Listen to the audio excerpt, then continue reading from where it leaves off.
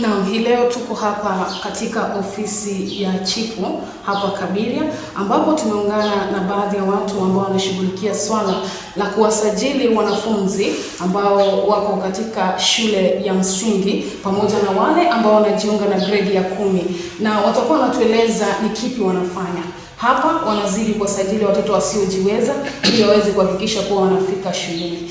Pengine uanze tu kwa majina yako kisha tueleze unafanya nini. Okay, naitwa Esther Wambui. Tuko hapa kwa chief. Tunaandikisha watoto ambao hawana uwezo wa kwenda shule, ambao hawajaenda kutoka PP1, kutoka playgroup mpaka grade 10. Mwenye wote hajapeleka mtoto wake shule anaweza kuja hapa kwa chief, akuje ajiandikishe, chief atawapeleka shule. Na pengine wanakuja na vitu gani? Wanaweza kuja na certificates.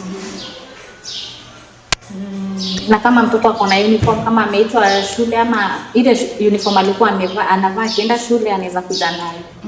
Na shughuli hii itakuwa inachukua muda upi? Kutoka saa hizi I think ni 2 weeks. Yeah. So ni wazazi wote around Kabiria ama sehemu nyingine pia? Sasa hapo sijajua, lakini bora unaishi hapa na mtoto hajaenda shule, unakuja unaandikisha mtoto.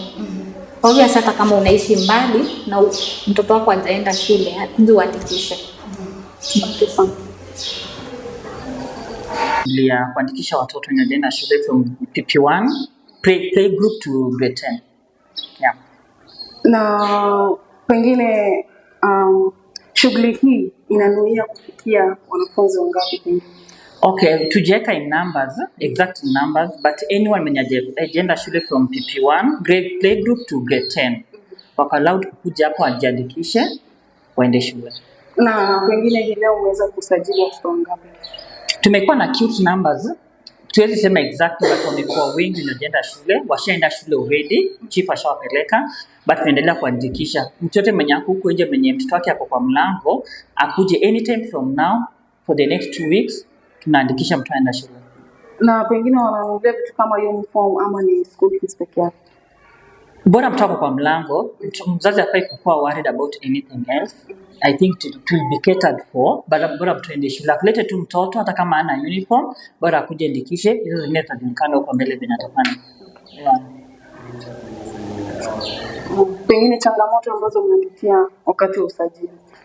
Hakuna challenges kunajua. Okay, because watu wanakuja kwa wakati, because watu wengi wako kwa mlango, but people have been coming to join challenges yote, things have been moving smoothly.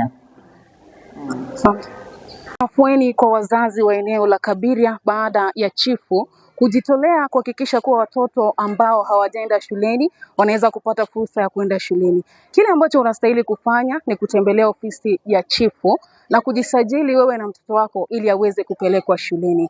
Nikiripotia mtaani